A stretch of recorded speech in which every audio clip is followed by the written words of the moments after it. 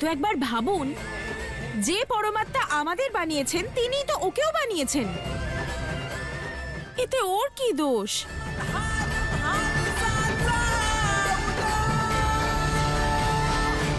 আর তাও আজ কি নাগ পঞ্চমী, আর দেখুন সাক্ষাৎ মহাদেবের বাসকের মতো সর্প আমাদের গ্রামে এসেছে। কত শুভ বিষয়, তাই না? আমাদের তো ওকে স্বাগত জানানো উচিত। আর আমরা মূর্খ ওকে মারতে যাচ্ছি? একদম না। মহাদেবের না আমাদের সবার উপর কৃপা আছে। আমার তো মনে হয় মহাদেবের আশীর্বাদ আছে আমাদের উপর।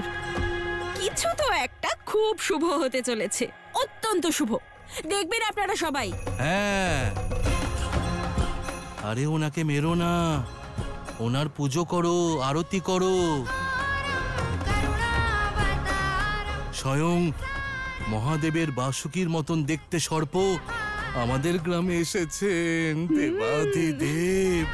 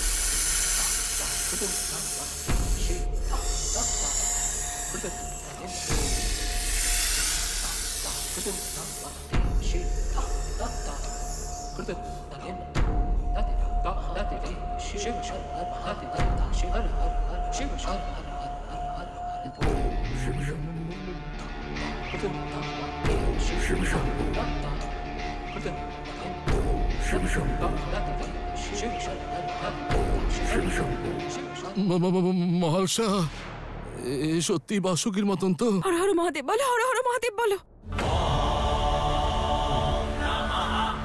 হর হর মহাদেব, হর হর মহাদেব, হর হর মহাদেব, হর হর মহাদেব, হর হর মহাদেব, হর হর মহাদেব, হর হর মহাদেব, হর হর মহাদেব, হর হর মহাদেব, হর হর মহাদেব।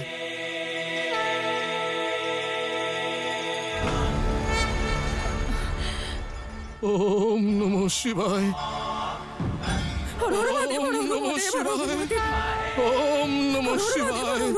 হর মহাদেব। ওম নমঃ শিবায়।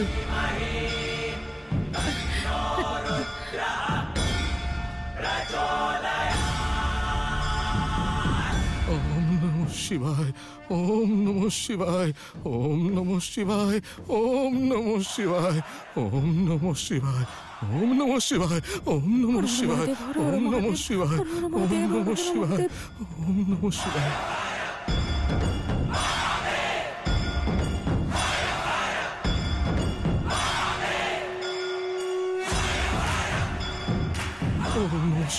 ওম নমঃ শিবায়। ধন্য বাসুকী আর ওনার ভক্তি, যে এই সংকটের সময়েও এই নাগ পঞ্চমীতে শিব শক্তির আশীর্বাদ নেওয়ার জন্য এই গ্রামে পৌঁছে গেছেন।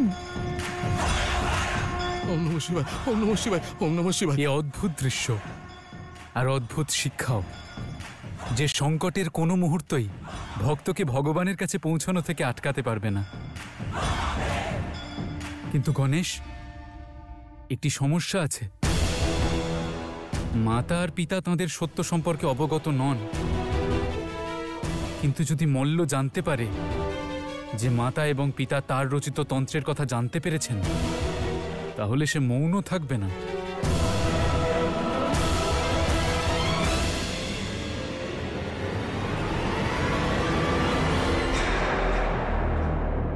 ওম নমঃ শিবায়। ওম নমঃ শিবায়। ওম নমঃ শিবায়। ওম নমঃ শিবায়। ওম নমঃ শিবায়। ওম নমঃ শিবায়। ওম নমঃ শিবায়।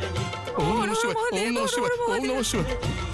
ওম নমঃ শিবায় মহাশয় ওম নমঃ শিবায় ওম নমঃ শিবায় ওম নমঃ শিবায় ওম নমঃ শিবায় ওম নমঃ শিবায় ওম নমঃ শিবায় ওম নমঃ শিবায় হর হর মহাদেব, হর হর মহাদেব, হর হর মহাদেব, হর হর মহাদেব, ওম নমঃ শিবায় ওম নমঃ শিবায় হর হর মহাদেব, হর হর মহাদেব, হর হর মহাদেব।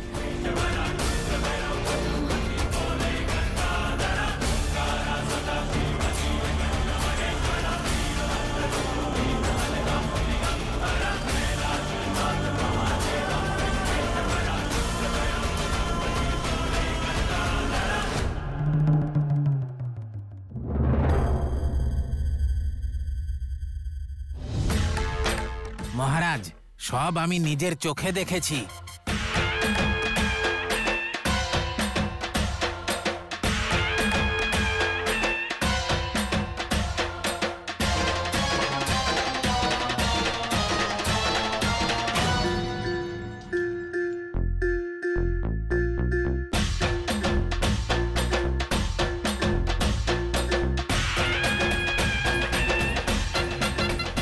ধন্যবাদ মহারাজ, ধন্যবাদ।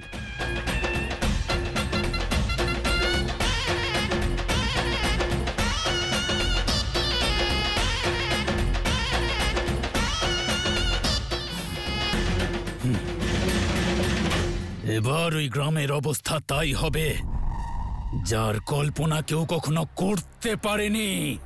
আহ!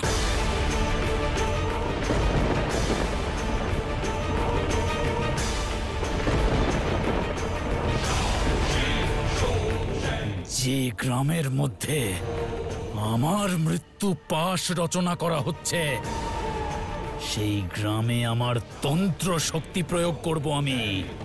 এবার আমার দ্বারা রচিত তন্ত্রের প্রকোপের কারণে ওই গ্রাম সম্পূর্ণভাবে ধ্বংস হয়ে যাবে, ধ্বংস হয়ে যাবে, ধ্বংস হয়ে যাবে।